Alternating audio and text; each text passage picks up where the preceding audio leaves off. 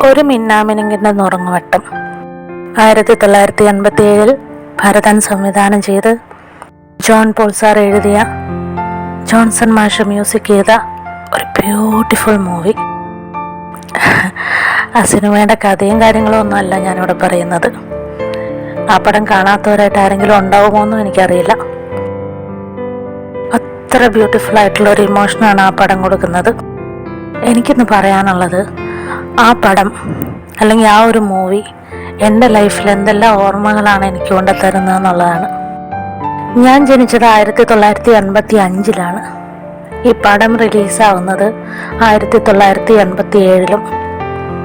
അന്നൊന്നും തിയേറ്ററിൽ പോയി പടം കാണുന്ന ഒരു ശീലം ഉണ്ടായിരുന്നില്ലല്ലോ. എനിക്ക് അറിയില്ല എപ്പോഴാണ് ഞാൻ ആ മൂവി കണ്ടതെന്നുള്ളത്, എത്രാമത്തെ വയസ്സിലാണ്, അതൊന്നും എനിക്ക് ഓർമ്മയില്ല. പക്ഷേ ഞാൻ എൻ്റെ മുത്തശ്ശനോടൊപ്പം ഇരുന്നാണ് ആ പടം കണ്ടതെന്നുള്ളത് ഞാൻ നന്നായിട്ട് ഓർക്കുന്നുണ്ട്. ഇതിൽ മുത്തശ്ശൻ വളരെയേറെ സിനിമ ആസ്വദിക്കുന്ന ഒരു വ്യക്തിയായിരുന്നു. മുത്തശ്ശന് ഇഷ്ടമുള്ള കുറേ ആക്ടേഴ്സ് ഉണ്ട്, അവരുടെ പടങ്ങൾ പ്രത്യേകിച്ചും. എനിക്ക് തോന്നുന്നത് ഇങ്ങനെയുള്ള സിനിമകൾ നമുക്ക് ഓരോ പ്രായത്തിലും അല്ലെങ്കിൽ ഓരോ തവണ കാണുമ്പോഴും ഓരോരോ ഇമോഷൻസാണ് തരിക. ശരിയല്ലേ? ഞാൻ കുട്ടിക്കാലത്ത് ഈ സിനിമ കാണുന്ന സമയത്ത് എനിക്ക് വന്നൊരു ഇമോഷൻ എന്ന് പറയുന്നത്, അച്ഛനും അമ്മയും കൂടെ ഇല്ലാതെ മുത്തശ്ശനും മുത്തശ്ശിയും ആ ഒരു കുട്ടിയെ നോക്കുന്നതും അവരുടെ സ്നേഹവും കെയറിങ്ങും ഒക്കെയാണ് എൻ്റെ മനസ്സിൽ നിന്നിരുന്നത്. ഞാനും 1.5 വയസ്സ് മുതൽ മുത്തശ്ശൻ്റെയും മുത്തശ്ശിയുടെയും കൂടെയായിരുന്നു. എന്ന് വെച്ച് അച്ഛനും അമ്മയും അടുത്തില്ല എന്നല്ല, പക്ഷെ എനിക്ക് അച്ഛനും അമ്മയും വേണ്ടായിരുന്നു. എനിക്ക് എൻ്റെ മുത്തശ്ശനും മുത്തശ്ശിയും മാത്രം മതി എന്നുള്ളൊരു അവസ്ഥയിൽ കൂടിയാണ് കടന്നുപോയിക്കൊണ്ടിരുന്നത്. അതിനൊരു കാരണമുണ്ട്. മുത്തശ്ശനൊരു പെൺകുട്ടി വേണമെന്ന് വളരെയേറെ ആഗ്രഹിച്ച് നോക്കിയിരുന്നുണ്ടായ കുട്ടിയാണ് ഞാൻ എന്ന് എല്ലാവരും പറയും. എൻ്റെ ചോറൂണിന് നാടടക്കം വിളിച്ച് സദ്യ കൊടുത്തിരുന്ന കഥയൊക്കെ അമ്മ പറയാറുണ്ട്. അതുകൊണ്ട് തന്നെ ഇച്ചിരി കൊഞ്ചിക്കലും ലാളിക്കലും ഒക്കെ കൂടുതലായിരുന്നു. അപ്പോൾ പിന്നെ അറിയാമല്ലോ, പ്രത്യേകിച്ച് മുത്തശ്ശനും മുത്തശ്ശിയാവുമ്പോൾ നമ്മളുടെ ആ ഒരു ഫ്രീഡവും കാര്യങ്ങളും ഒക്കെ കുറച്ചുകൂടെ കൂടുതലായിരിക്കുമല്ലോ. ഈ പടത്തിൽ ക്ലൈമാക്സ് സീനിലേക്ക് വരുമ്പോൾ ആ കുട്ടി മുത്തശ്ശനോടും മുത്തശ്ശിയോടും ഒപ്പം ജീവിക്കുന്ന സീൻസൊക്കെയാണ് എനിക്ക് ആദ്യം മുത്തശ്ശനോടൊപ്പം ഇരുന്ന് കാണുമ്പോൾ എൻ്റെ മനസ്സിൽ നിന്നിരുന്നത്. അവസാനം ആ കുട്ടിയെ കൊണ്ടുപോകുമ്പോൾ ഉള്ള ഫീലിങ്സും വിഷമവും ഒക്കെയാണ് എനിക്ക് മനസ്സിൽ തട്ടിക്കൊണ്ടിരുന്നത്. പിന്നീട് നമ്മൾ ഇടയ്ക്ക് മറന്നു പോകുമല്ലോ, ഇങ്ങനത്തെ സിനിമകൾ നമ്മൾ ഇടയ്ക്ക് മറന്നു പോകും. കുറച്ചു കാലം കഴിയുമ്പോഴായിരിക്കും അയ്യോ ആ സിനിമ ഒന്നുകൂടെ കാണണം എന്നൊരു തോന്നൽ വരില്ലേ. അങ്ങനെ മുതിർന്നു വന്ന സമയത്ത് എനിക്ക് വീണ്ടും ഈ മൂവി കാണുമ്പോൾ ഫീൽ ചെയ്തത്, ശരിക്കും പറഞ്ഞാൽ എനിക്ക് തോന്നുന്നു പാർവതിയുടെയും ദേവൻ്റെ ആ ഒരു പ്രണയവും അവരുടെ കല്യാണവും അതൊക്കെ ആയിരുന്നു എന്നാണ് എൻ്റെ ഒരു ഓർമ്മ. ബാക്കി ഇമോഷൻസ് ഇല്ല എന്നല്ല, പക്ഷെ നമ്മളെ സ്ട്രൈക്ക് ചെയ്യുന്ന കുറച്ച് കാര്യങ്ങൾ അതായിരുന്നു എന്ന് തന്നെയാണ് എൻ്റെ ഒരു വിശ്വാസം. അതിനൊക്കെ ശേഷം ഇടയ്ക്ക് ഇങ്ങനെ ഇതിൻ്റെ, അല്ലെങ്കിൽ ഈ മൂവി മാത്രമല്ല, ഇതുപോലുള്ള നമുക്ക് കുട്ടിക്കാലത്ത് നൊസ്റ്റാൾജി ഉണ്ടാക്കുന്ന സിനിമകൾ ഇടയ്ക്കിടയ്ക്ക് റിപ്പീറ്റ് അടിച്ച് കാണുന്ന ശീലം എനിക്കുണ്ട്. അപ്പോൾ ഓരോ സമയത്തും കാണുമ്പോൾ ഓരോ ഇമോഷനാണ് കിട്ടുന്നത്. അപ്പോൾ ഇപ്പോൾ ഫൈനലി ഇന്നലെ വീണ്ടും ഒരാഗ്രഹം തോന്നി കുറച്ച് സീൻസ് കാണാം എന്ന് വിചാരിച്ചിരുന്ന് കണ്ടതാണ്. പക്ഷേ കുറച്ച് സീൻസായിട്ട് കാണാൻ സാധിക്കുന്നുണ്ടായിരുന്നില്ല. പടം സ്റ്റാർട്ട് ചെയ്തത് അറിഞ്ഞില്ല, അത് മുമ്പോട്ട് പോയി ഓരോ ഇമോഷനിലൂടെയും കടന്നുപോയി.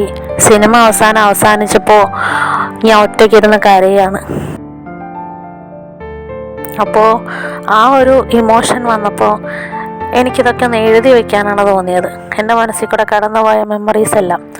പക്ഷെ പൊതുവെ എഴുതാൻ ഇച്ചിരി മടിയുള്ള കൂട്ടത്തിലായതുകൊണ്ട് മനസ്സിൽ തോന്നിയതെല്ലാം റെക്കോർഡ് ചെയ്ത് വയ്ക്കാമെന്ന് വിചാരിച്ചു. അപ്പോൾ എനിക്ക് ഇന്നലെ ആ മൂവി കാണുമ്പോൾ തുടക്കം മുതൽ ഒടുക്കം വരെ കാണുന്ന സമയത്ത് ഇത്ര വർഷത്തിനിടയ്ക്ക് പലപ്പോഴായി ആ മൂവി കണ്ട ഇമോഷൻസ് എല്ലാമാണ് കയറി വന്നത്. ശരിക്കും ഒരു പ്രായമായിട്ടുള്ള റിട്ടയർഡ് ലൈഫ് ആസ്വദിക്കുന്ന 2 പേര്, അവർക്ക് മക്കളില്ല, അവരൊരുമിച്ച് താമസിക്കുന്നു, അവരുടേതായ ലോകം.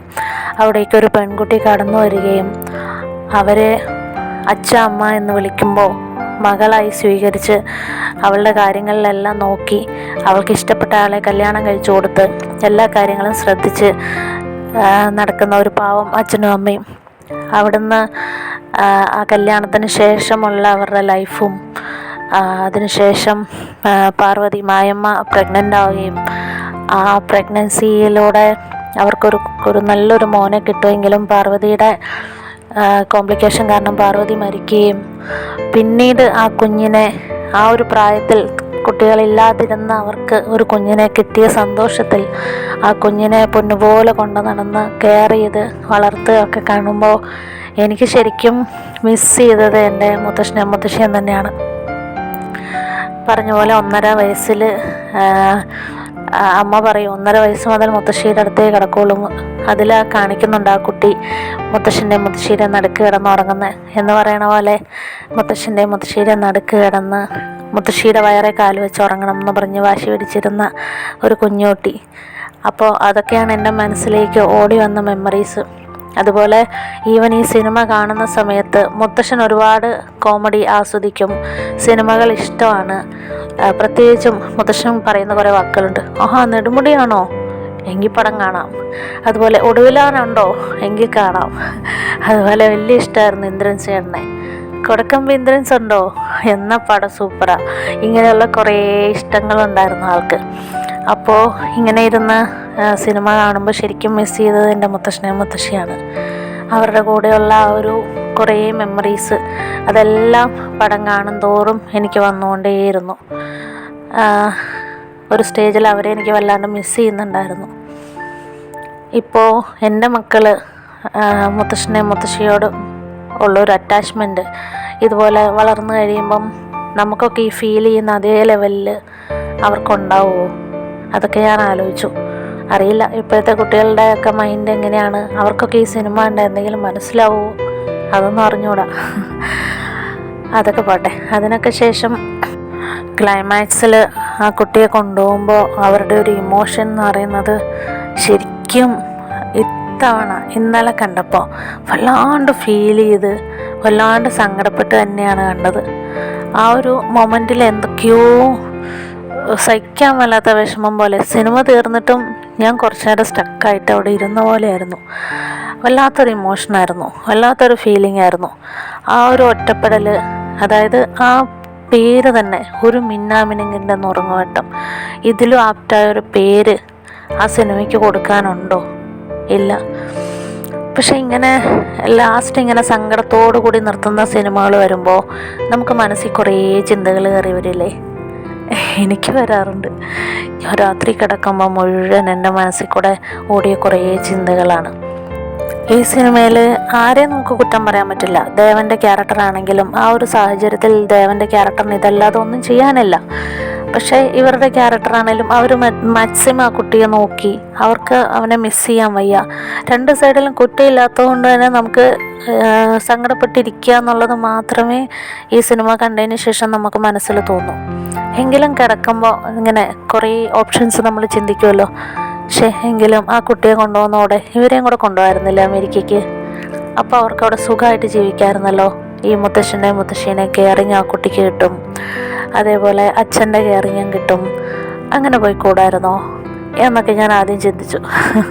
മണ്ടത്തരമാണ്, എന്നാലും നമുക്ക് പോസിറ്റീവ് എൻഡിങ് ആഗ്രഹിക്കുന്ന കൊണ്ടായിരിക്കും കേട്ടോ. പിന്നെ ഞാൻ ആലോചിച്ചു, ഇവരുടെ സ്വത്തും കാര്യങ്ങളെല്ലാം ഉണ്ണിക്കുട്ടനുള്ളതെന്ന് ലാസ്റ്റ് രാവുണ്ണി മാഷ് പറയുന്നുണ്ട്. എന്നാൽ പിന്നെ അമേരിക്കയ്ക്ക് തിരിച്ചു പോകണോ? ഇവിടെ സെറ്റിലായിക്കൂടെ? ഇവിടെ ഒരു ജോലി എടുത്തിട്ട് ഈ മോൻ്റെ സന്തോഷം നോക്കി ഇവിടെ നിന്നുകൂടായിരുന്നോ? അപ്പോഴും ഇവർക്ക് സന്തോഷമായിട്ടിരിക്കാമായിരുന്നല്ലോ എന്ന് ചിന്തിക്കും.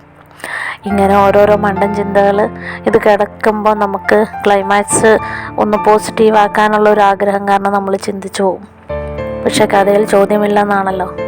ഇപ്പോൾ ആ ഒരു ടൈറ്റിൽ പറയുന്ന പോലെ അവരുടെ ജീവിതത്തിൽ ഒരു മിന്നാമിനുങ്ങിൻ്റെ നുറുങ്ങുവട്ടം പോലെ ഒരു ചെറിയ പ്രകാശം കുറച്ച് കാലത്തേക്ക് കുറച്ച് പേർ വന്ന് നൽകിയിട്ട് വീണ്ടും അവരെ ഒറ്റയ്ക്കാക്കിപ്പോയി. എന്തൊരു സ്ക്രിപ്റ്റ്, എന്തൊരു മ്യൂസിക്, എന്തൊരു ഡയറക്ഷൻ.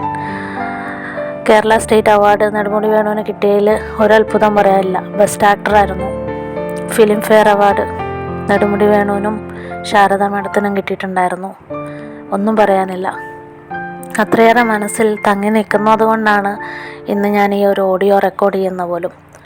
ഇത് എനിക്ക് ഈ പറയുന്ന പോലെ സിനിമ ഇഷ്ടപ്പെടുന്നവർക്ക് അല്ലെങ്കിൽ ഇങ്ങനെയുള്ള കഥകൾ കേൾക്കാൻ ഇഷ്ടമുള്ളവർക്ക് വേണ്ടി ഞാൻ ജസ്റ്റ് യൂട്യൂബിൽ പോസ്റ്റ് ചെയ്യുന്നേ ഉള്ളൂ. പക്ഷെ മെയിനായിട്ടും ഇത് റീച്ച് കിട്ടാനോ അല്ലെങ്കിൽ സബ്സ്ക്രൈബേഴ്സിനെ ഉണ്ടാക്കാനോ ഒന്നുമല്ല. എനിക്ക് കുറച്ച് കാലം കഴിയുമ്പോൾ നമ്മളൊരു പഴയ ഡയറി തുറന്ന് വായിക്കുന്നത് പോലെ എനിക്ക് വീണ്ടും ഈ ഓഡിയോ കേൾക്കുമ്പോൾ എൻ്റെ മനസ്സിൽ കൂടെ ഈ മെമ്മറീസ് എല്ലാം വരണം.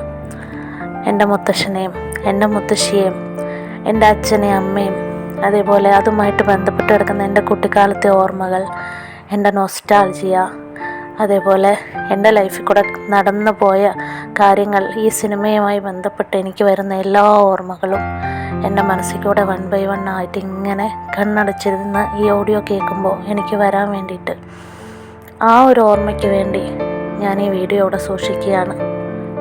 ഇതുപോലുള്ള മെമ്മറീസ് പലർക്കും ഈ സിനിമ കാണുമ്പോൾ വരുന്നുണ്ടാവുമായിരിക്കും. അവർക്കൊക്കെ വേണ്ടിയിട്ട് ഞാനത് ഡെഡിക്കേറ്റ് ചെയ്യുന്നു. പക്ഷേ ഇതെൻ്റെ വെരി പേഴ്സണലായിട്ടുള്ള ഒരു ഓഡിയോ ആണ്. എൻ്റെ ഓർമ്മകളാണ്, എൻ്റെ നൊസ്റ്റാൾജിയാണ്. ഇതാരെങ്കിലും കേൾക്കുന്നുണ്ടെങ്കിൽ, അവർക്ക് ഇത് എൻജോയ് ചെയ്യുന്നുണ്ടെങ്കിൽ, നിങ്ങൾക്ക് ഈ സിനിമയായിട്ട് ബന്ധപ്പെട്ട് എന്തൊക്കെ ഓർമ്മകളാണ് ഉണ്ടെന്നുള്ളത് ഒന്ന് കമൻറ്റ് ചെയ്യാം. ഇനി ഈ വീഡിയോ ഇഷ്ടപ്പെട്ടില്ല, ഇത് കേൾക്കാൻ താല്പര്യമില്ലാത്തവർ ദയവ് ഇത് സ്കിപ്പ് ചെയ്യുക. തെറി വിളിക്കരുത്. ഇത് ഞാൻ പറഞ്ഞല്ലോ, ഇത് മറ്റൊന്നിനു വേണ്ടിയല്ല, എൻ്റെ ഒരു ഓർമ്മയ്ക്ക് വേണ്ടി. എനിക്ക് സ്വസ്ഥമായിട്ടിരിക്കുമ്പോൾ, വർഷങ്ങൾക്ക് ശേഷം വീണ്ടും സ്വസ്ഥമായിട്ടിരിക്കുമ്പോൾ എനിക്ക് ഓർക്കാൻ വേണ്ടിയിട്ട്, എൻ്റെ പഴയ മെമ്മറീസ് എൻ്റെ മനസ്സിൽ നിന്ന് കളയാതിരിക്കാൻ വേണ്ടിയിട്ട് മാത്രം ഞാൻ റെക്കോർഡ് ചെയ്യുന്നതാണ്. ഇപ്പോൾ ഈ 40ാമത്തെ വയസ്സിൽ 4 വയസ്സുള്ള കുട്ടിയെ ഓർത്ത്, മുത്തശ്ശൻ്റെ മുത്തശ്ശിയെ ഓർത്തിട്ട് എനിക്ക് കണ്ണ് നിറയുന്നുണ്ടെങ്കിൽ, എനിക്കത് 80 വയസ്സായാലും ഞാൻ പ്രായമായാലും എത്ര കാലം ഞാൻ ജീവിക്കുന്നു അപ്പോഴൊക്കെ ആണേലും എനിക്ക് ഈ ഓഡിയോ കേൾക്കുമ്പോൾ എൻ്റെ മുത്തശ്ശനെയും എൻ്റെ മുത്തശ്ശിയെയും എൻ്റെ കുട്ടിക്കാലവും എല്ലാം എനിക്ക് ഓർമ്മ വരും. അപ്പോൾ ഇത്രയും നേരം എന്നെ കേട്ടുകൊണ്ടിരുന്നതിന് എല്ലാവർക്കും നന്ദി. വീണ്ടും മറ്റൊരു വീഡിയോയുമായിട്ട് കാണാം.